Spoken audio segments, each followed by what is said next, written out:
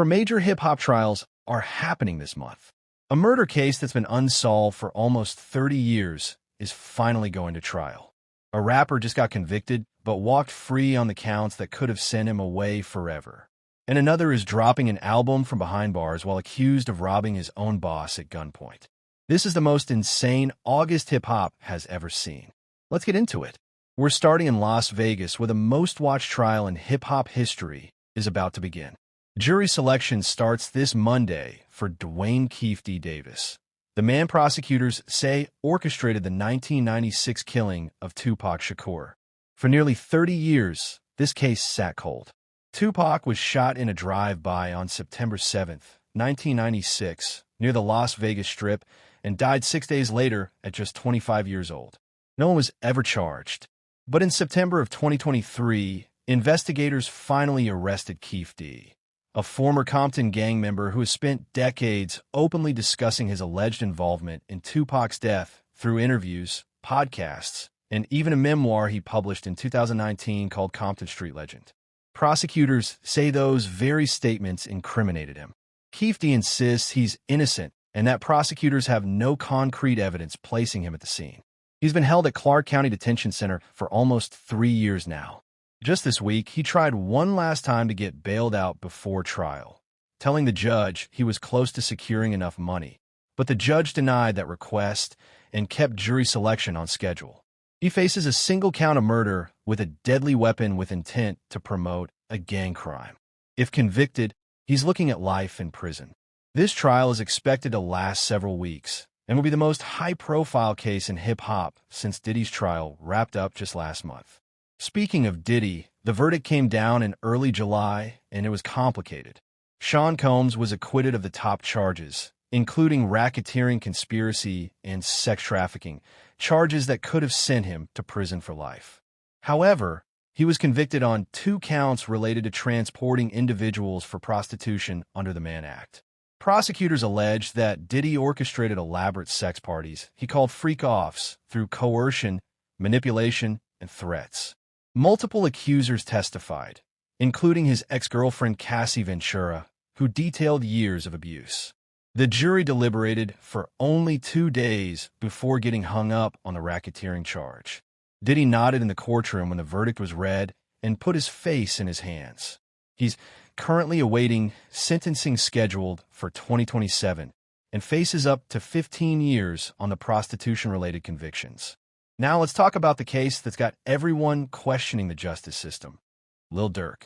The Chicago drill pioneer has been locked up since October of last year on federal murder-for-hire charges, and the case is as complicated as it gets. Here's what prosecutors allege. Back in August of 2022, Durk allegedly orchestrated a hit on Atlanta rapper Quando Rondo as revenge for the 2020 killing of King Von, one of Durk's closest artists and a member of his Only the Family collective. King Von was shot and killed outside a hookah lounge in Atlanta after an altercation with Quando Rondo's crew. 2 years later, according to prosecutors, Durk put out a contract on Rondo's life. In August of 2022, gunmen showed up at a gas station near Los Angeles and opened fire on Rondo's vehicle with at least 18 rounds. Rondo survived, but his cousin, Xavier Robinson, was struck and killed. Prosecutors claim Durk and his crew purchased plane tickets using an OEF-associated credit card to get to Los Angeles for the hit. One of the alleged shooters has testified that they regrouped at an In-N-Out Burger after the shooting to discuss payment. Durk has pleaded not guilty, and his case is set to go to trial later this year. While he's been behind bars, his longtime fiancée and now wife, India Royale, has been the backbone holding his blended family together.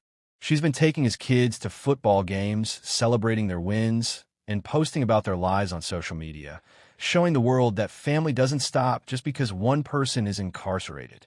Lil Durk is also not facing the death penalty after prosecutors decided against seeking it earlier this year, which is significant because it removes the possibility of a capital sentence if convicted. Here's where it gets wild. Pooh Shiesty, the Memphis rapper signed to Gucci Mane's 1017 label, is currently in federal custody facing kidnapping and armed robbery charges connected to Gucci Mane himself. In January of this year, prosecutors allege that Shiesty and several co-defendants, including his own father, forced Gucci Mane at gunpoint to sign paperwork releasing Shiesty from his 2017 records contract. During the alleged incident, jewelry, cash, and other high-value items were stolen. Court documents claim Shiesty's father actually printed out the contract release form at a Staples just hours before the meeting. But here's the crazy part. Despite all of this, Shiesty is still releasing music through 2017 records. His debut studio album, All Eyes on Shiesty, dropped just yesterday with the lead single Last Man Breathin', which appears to reference Lil Durk's 2018 song Neighborhood Hero, possibly showing respect between the two rappers who are both facing serious federal charges. Shiesty's trial has been pushed back to February of 2027, and he remains behind bars after multiple bail requests were denied, with prosecutors calling him a flight risk. When he spoke out publicly for the first time since his arrest, his message was about resilience. It's not about how you fall, it's about how you get back up. Then there's Yella Beezy, the Dallas rapper, whose real name is Marquise Conway, is facing capital murder charges for allegedly orchestrating the 2020 killing of rival rapper Mo3, who was shot and killed in broad daylight on Interstate 35E in Dallas. A jury has already indicated that prosecutors can use some of Beezy's rap lyrics as evidence in the trial. Prosecutors argue that songs like Keep It in the Streets contain references to putting money on someone's head and paying for violence. Beezy's defense maintains that rap songs are creative expression, not confessions. The prosecution's witness list has just been massively expanded and now includes over 260 people. Among them are alleged co-conspirators Keywan White and Devin Brown, Mo3's manager, Mo3's mother, Beezy's girlfriend, and Dallas rapper Trap Boy Freddy, who has collaborated with Beezy but has not been charged. The trial is one of several reigniting the national debate about whether rap lyrics should be allowed as courtroom evidence. If convicted of orchestrating the murder for hire, Beezy faces life without parole or the death penalty. Jury selection is set to begin August 24th. Beyond the trials, the music side of hip-hop is still thriving. This week alone, we're seeing major album releases including Pooh Shiesty's All Eyes on Shiesty, a Drake feature on the new Karol G album, and track from artists like Brent Faze and others. Nipsey Hussle and Bino Rideau also dropped a long-awaited collaborative album, and Trippie Redd released new music this week as well. The rest of August is packed with releases from legends like Cameron, Rhapsody, Rod Wave, and E40, making it one of the strongest months for hip-hop in 2026. There's also been some internet drama playing out in real time. India Royale has been getting praise for how she's handling being essentially a single mother to Lil Durk's kids while he fights his case, with fans applauding her dedication to keeping the family stable.